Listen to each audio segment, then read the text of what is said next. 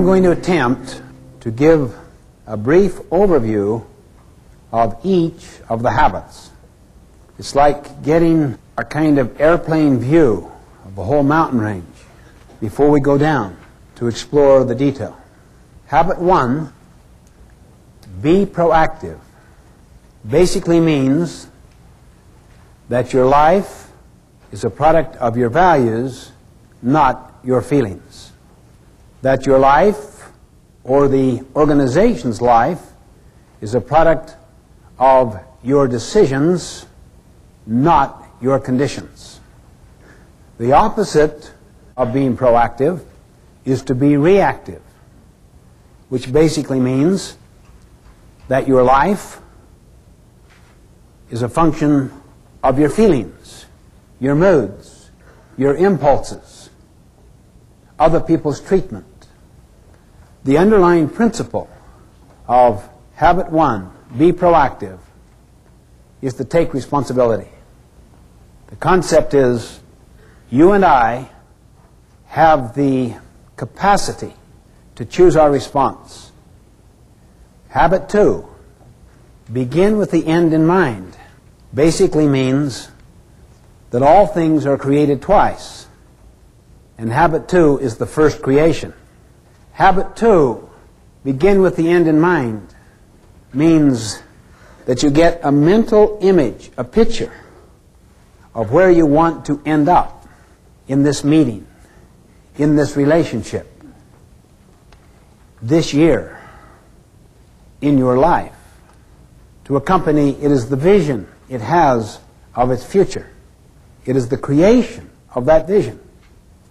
Habit 2 is based on the principle of vision, of purpose, of meaning, of mission.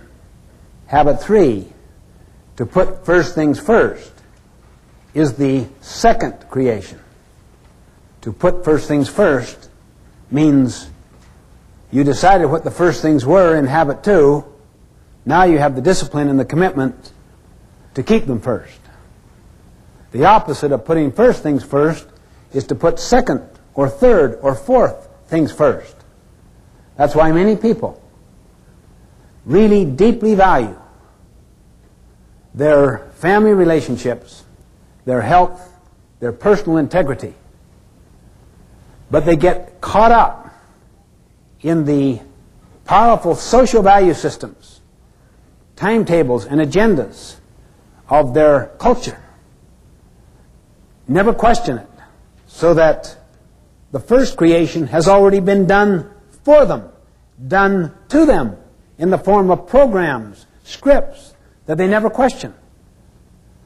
Then they get on this ladder of success, and they arrive at the top rung, only then to realize the ladder is leaning against the wrong wall.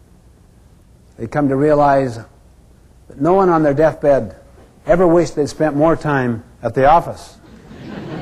As Goethe put it, things which matter most must never be at the mercy of things which matter least. Habit 4, think win-win, is the habit of mutual benefit. The underlying paradigm or principle is abundance. There is plenty out there and to spare. So you don't have to be threatened by the strengths of other people. You can nurture competency around you higher than your own. It doesn't threaten you. You can share knowledge. You can share recognition, gain, profit. The opposite is scarcity, not abundance. It's like a piece of pie. There's only so much. If you get the recognition, I may not get it. If I share gain or profit with you, we will have less. Habit 4, to think win-win, comes from the principle of abundance, not scarcity, meaning the pie gets larger and larger and larger. Habit 5, seek first to understand, then to be understood, is the habit of empathic communication, meaning you always seek to understand first. The teacher diagnoses, pre-assesses before teaching. The doctor diagnoses before prescribing. the attorney does discovery before developing his or her own case or brief. Understand first before you seek to be understood, before you seek to contribute, before you take action, before you have the basis for judgment. Habit 6, synergize, is the habit of creative cooperation, seeking to understand. We create something that was not there before. That takes high levels of cooperation.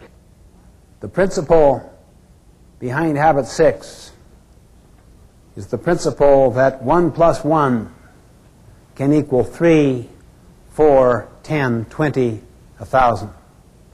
It's the principle of putting two boards together that are stronger in total than adding the sum of the boards separate. It's the principle of valuing differences, not tolerating differences, not accepting differences, celebrating differences. Habit 7 is called sharpen the saw. It is the principle of renewal, the principle of continuous learning, continuous improvement, getting better constantly. It's based on the principle that we have the capability of charging our own battery.